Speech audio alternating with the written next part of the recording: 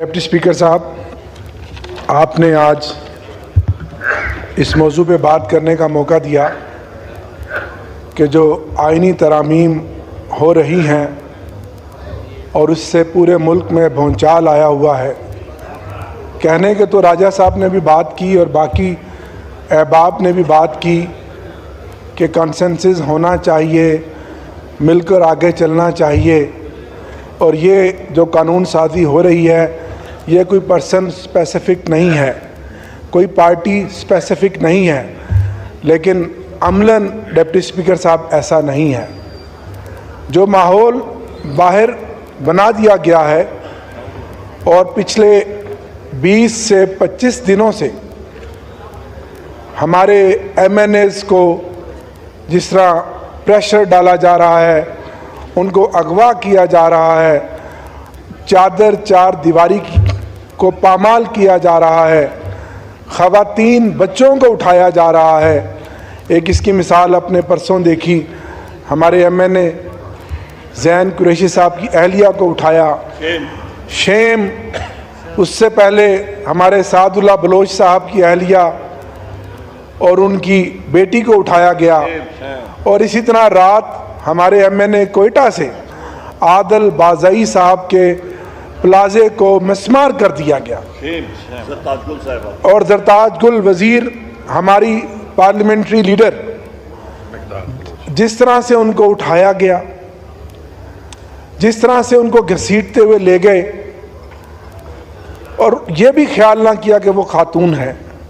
इसी तरह हमारे खान साहब के फोकल पर्सन इंतज़ार पंजोता साहब, जिनका काम था सिर्फ वो मीटिंग्स मैनेज करते थे और लीगल एडवाइज़र थे और फोकल पर्सन थे जो कोर्ट ने मुकर्रर किया था।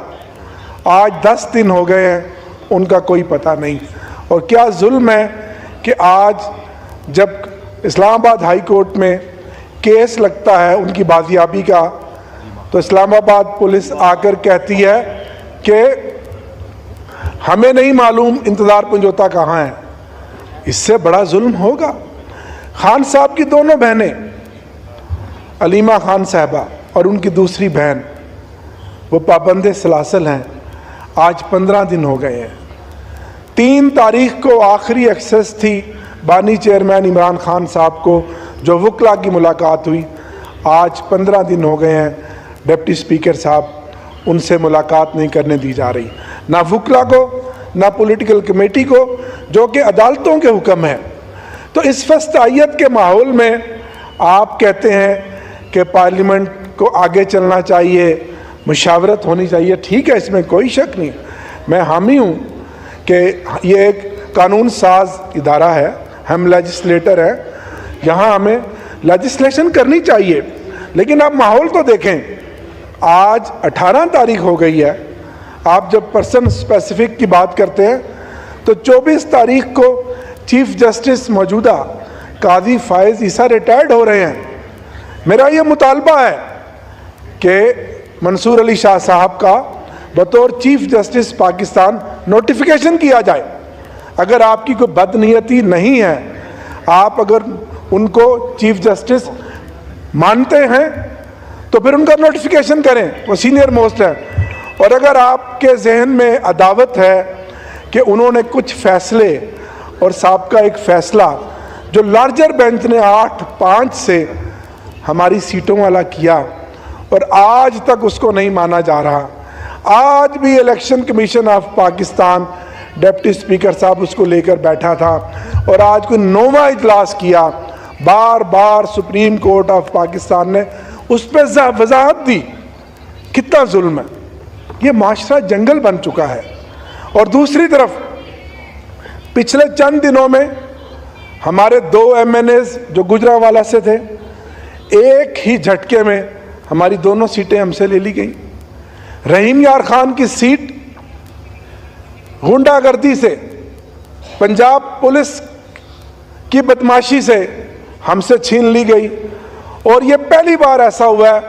डिप्टी स्पीकर साहब, मैं स्पीकर साहब से भी ये मुतालबा करूंगा और आपसे भी मैं इस पर रूलिंग मांगूंगा कि उसके बदले में जो हमारे एमएनए साहब वहाँ जीते, जो जितवाए गए फॉर्म 47 के जरिए, एक खातून मेंबर्स कल से इस ऐवान में आई हैं।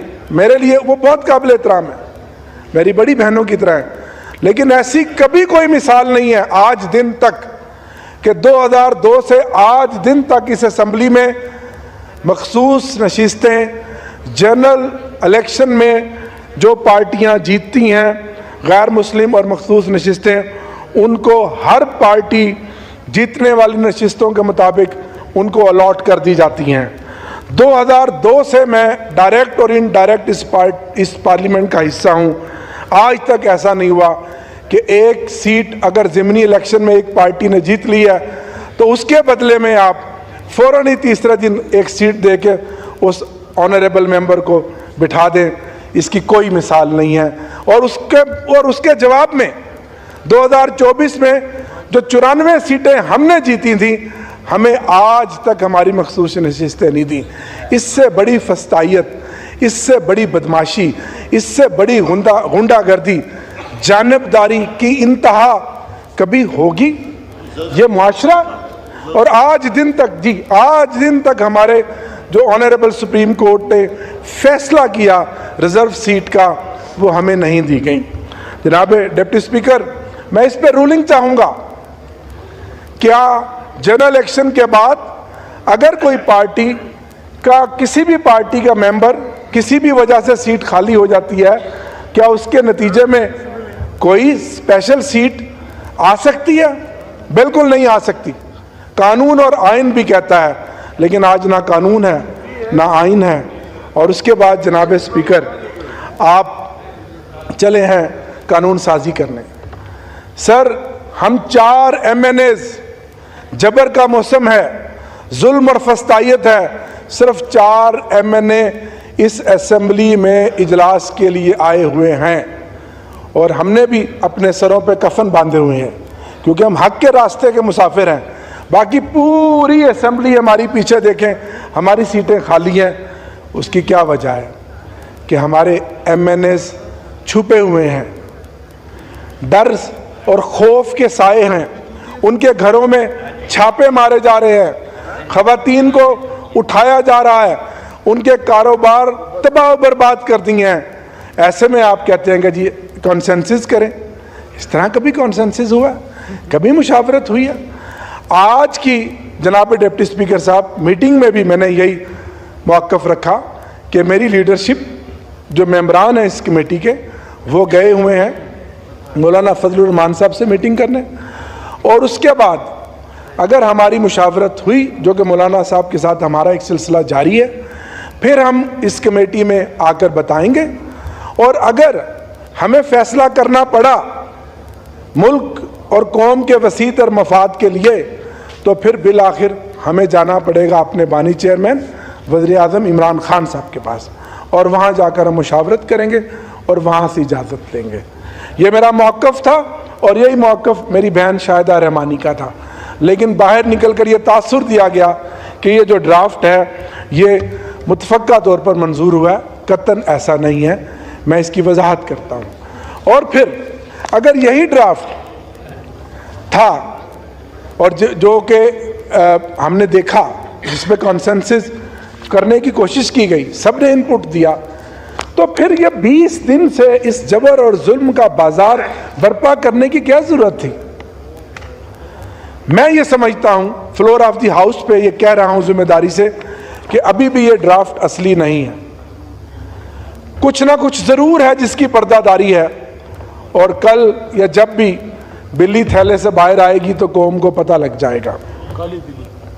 हाँ, अगर आप CRPC में कोई अमेंडमेंट चाहते हैं, आम आदमी को इंसाफ देना चाहते हैं, और कोई ऐसी कानून साजी करना चाहते हैं कि जिसका फ़ायदा अवाम को हो, तो तहरीक इंसाफ आगे बढ़ेगी।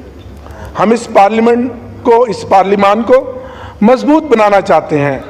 लेकिन अभी तो जो लग रहा है जनाब डिप्टी स्पीकर साहब कि इस आइनी तरामीम करने का मकसद अदलिया को एग्जेक्टिव के ताबे करना है।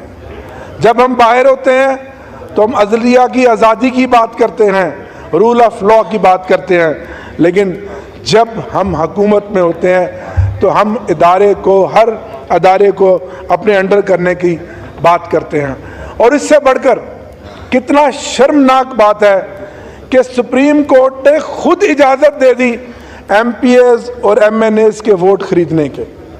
गोया सुप्रीम कोर्ट ने खुद हॉर्स ट्रेडिंग की इजाज़त दी।